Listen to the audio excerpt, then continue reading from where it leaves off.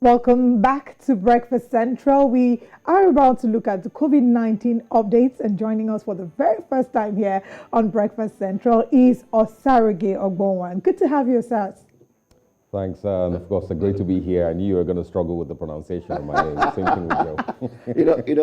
Osas tried to catch me with that name, by the way, and I said, you know what? Let's throw it to Olive. Just give it to her. I took the ball, one for the team. I go through the same process every time, but yeah, I'm sure you get used to it. It's good to have you. Thank you. So, what's the latest, by the way? All right, of course, so we're going to start with the UN Secretary General Antonio Guterres, who has urged debt relief for African countries and more investment to help their economies recover from the COVID-19 pandemic and weather the impacts of the Ukraine war. The United Nations chief spoke in Senegal on the first leg of a trip that will also include Niger and Nigeria, where he will visit communities affected by conflict and climate change. According to the International Monetary Fund, the IMF, the coronavirus pandemic pushed many poor countries into debt distress, and the Ukraine war has also disrupted their economic recovery. While, of course, public debt ratios in sub-Saharan Africa are in their highest in more than 2 decades.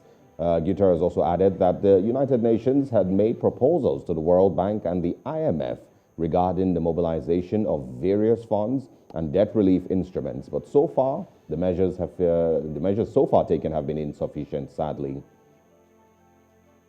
And of course, still talking COVID in South Africa, the country says it may be entering its 5th wave of COVID-19 earlier than expected after a sustained rise in infections over the past 14 days that seem to be driven by the BA.4 and BA.5 Omicron subvariants, health officials and scientists have said.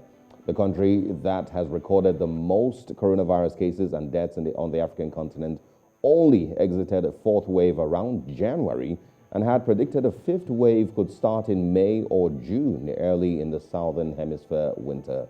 Their health minister, Joe Fala, told a briefing that although hospitalizations were picking up there and there was so far no dramatic change in admissions to intensive care units or deaths. He also said at this stage, health authorities had not been alerted to any new variant other than changes to the dominant one circulating, which is the Omicron.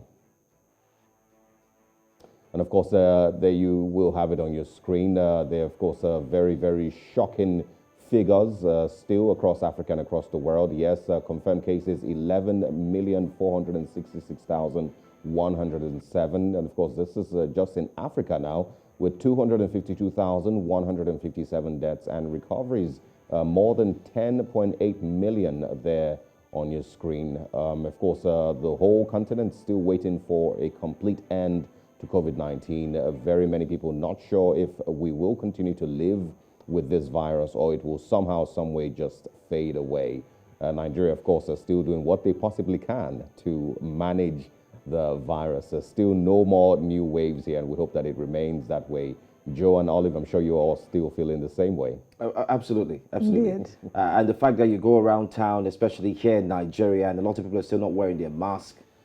We saw Mali in the news as well while they were celebrating, carrying on the Ramadan celebration. We saw them with their mask as well, but in Nigeria it's a bit different. I don't know about you, Olive. Yeah, I think, there's a lot of COVID fatigue. I think you can call it that. A lot of people have just completely lost interest, with the whole narrative and have moved on, so until we get to, and I think I used to say before that we never really understood, perfectly what our COVID situation was. And so with that lack of clarity, a lot of people just gave up and, we'll see how it goes. Basically. I think it's really just what you've said, COVID fatigue. We look forward to what you have described as a time when COVID will just really phase out, because indeed we are all tired of COVID-19. But thank you very much, Osarage, for joining us.